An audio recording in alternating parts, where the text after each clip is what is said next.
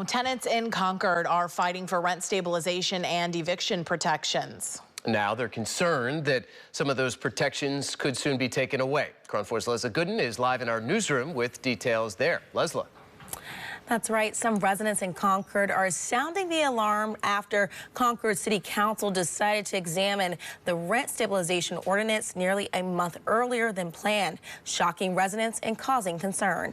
The fact that it took 8 years of hundreds of tenants and stories, year after year, month after month, all this years for them to finally pass something, protections for tenants, it's really concerning that it hasn't even been a year and they just want to take these protections away. On Tuesday, Concord City Council decided to review its rent stabilization and just cause eviction ordinance. It was set to be originally reviewed in March. I'd like to have that information for our February 25th meeting. A move that renters and residents believe is unjust because the council could decide to get rid of the ordinance, which has only been in effect for 10 months. Residents like Betty say it's needed here. The majority of the tenants that I work with, and actually the tenants that had been on the front lines this whole time, had been immigrants.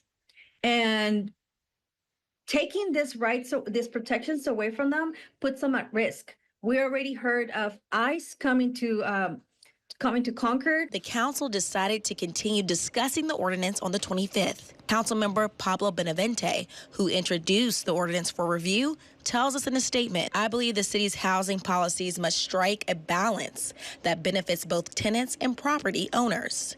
This means protecting tenants' rights while ensuring property owners have the ability to maintain and improve their properties," adding that we can build a stronger Concord that supports both renters and property owners. The new council member that brought this up, he can't understand that this is not just a housing situation, but it's also, it's also, about, the tenants that live there, the immigrant tenants that are really scared right now of all these rates that are going on in the city.